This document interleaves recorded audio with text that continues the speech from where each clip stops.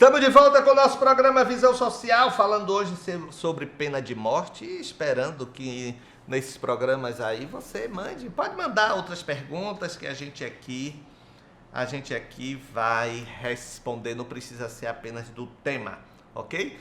Então você já sabe, visãosocial@tvmundomaior.com.br ou cidadedaluz@cidadedaluz.com.br.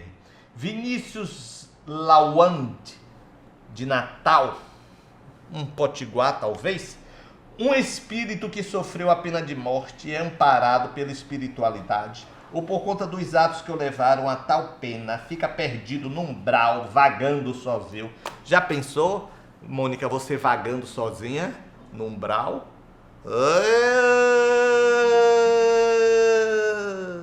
Ave Maria.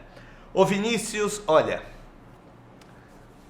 é uma coisa interessante, a gente percebe que há um equívoco de compreensão em cima dessas questões da lei de causa e efeito, porque a gente sempre joga para cima o castigo. Não há castigo. O que faz com que a pessoa não seja atendida, o que faz a pessoa a não ter um padrão vibratório a ponto de receber o socorro, não é o que ela fez, é a consciência ou não do que ela fez. Por exemplo, Vinícius, eu falo muito isso aqui, Hitler matou mais de 6 milhões de judeus e por aí foi, aquela carnificina que todo mundo sabe. Ele pode não estar vagando como você fala, ele pode estar vivendo numa comunidade e achar que o que ele fez foi bem feito. E pode não estar sofrendo. Porque se ele não tem consciência...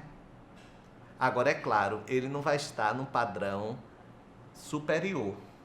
Ele não vai estar numa vibração leve. Porque os sentimentos de quem fez o que ele fez, a gente imagina que tipo de sentimentos sejam. Então, tá entendendo? Então não é a questão do querer socorrer e não conseguir. É da própria pessoa querer ser ajudada ou não. Tá entendendo? Então passa bem por isso, ok? Um abraço para vocês. Gisele Macedo é daqui de Salvador. Tem culpa a pessoa que, sob ordem dos seus superiores, é responsável por aplicar a pena de morte? Como isto afeta a sua evolução espiritual? Gisele, não.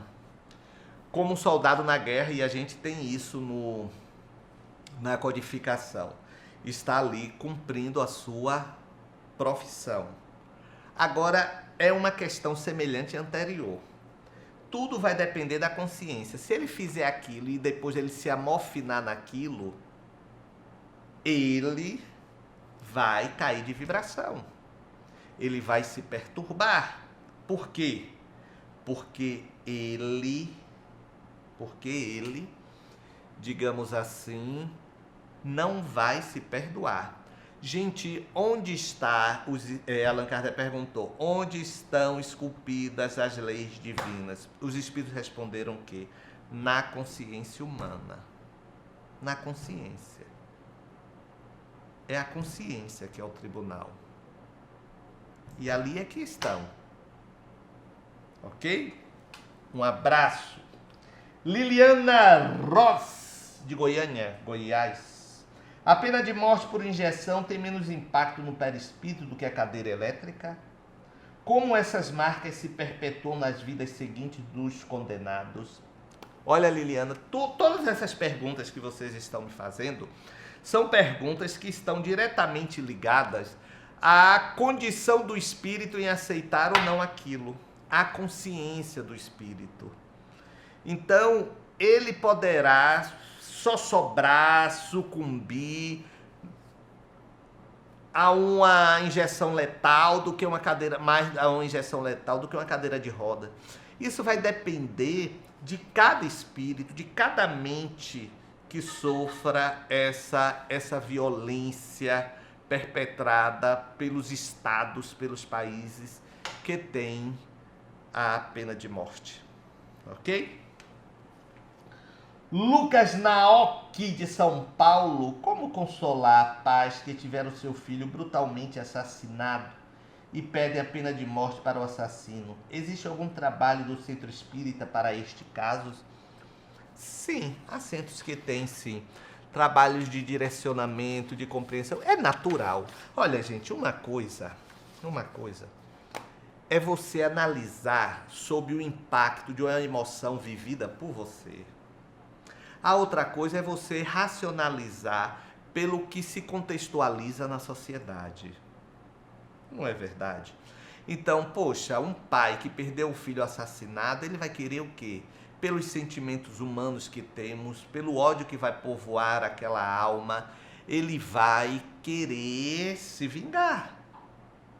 Mas o tempo é o Senhor da razão. Então, a conversa de que vai valer a pena você fazer outras pessoas inocentes chorarem aquela morte, porque aquele cidadão foi um bandido, um assassino, matou seu filho. Mas ele não tem mãe, ele não tem pai, ele não tem filhos. Então, essa mãe e esse pai merecem sofrer essa mesma dor que você está sofrendo?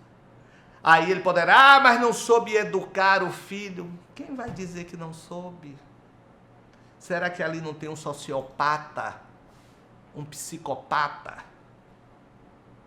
Então, são essas questões que nós precisamos estar sempre também nos colocando.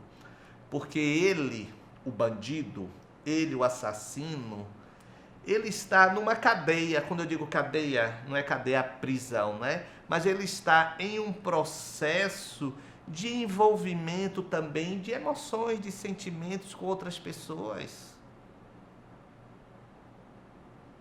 que podem ser inocentes em relação ao amor que sentem por esses bandidos, porque esses bandidos também são amados. Esses assassinos também têm pessoas que oram por eles. E esses assassinos têm pessoas que sofrem, mas a gente se concentra no ódio pela dor que nos causou aquele ser, não é? Então, é sempre bom a gente tentar, sair um pouco e ampliar o foco para poder ver o que está no entorno. Gente, eu vou ficando por aqui. Eu quero agradecer a você o carinho da sua audiência e mande suas perguntas. Faça as suas considerações aqui. A tribuna é livre. Tá bom? Então, até a próxima. Me queira bem, porque não custa nada, só vai fazer bem o seu coração. Bye, bye. Tchau, tchau. Você já fez algo para ajudar na propagação da doutrina hoje? Que tal se associar no Clube Amigos da Boa Nova? Você vai fazer muito mais do que apenas doar uma quantia. A sua contribuição auxilia para que a Fundação Espírita André Luiz consiga realizar a sua missão, que é levar a mensagem do Espiritismo para o maior número de pessoas por meio da Rádio Boa Nova, TV Mundo Maior e outros meios de comunicação. E não é só isso. Você ainda garante descontos especiais nos eventos e produtos da Mundo Maior, além de ter acesso a conteúdos exclusivos. Acesse amigosdaboanova.com.br/associce ou ligue para 0800 12 18 38. Faça parte desse time e nos ajude na construção do planeta de regeneração.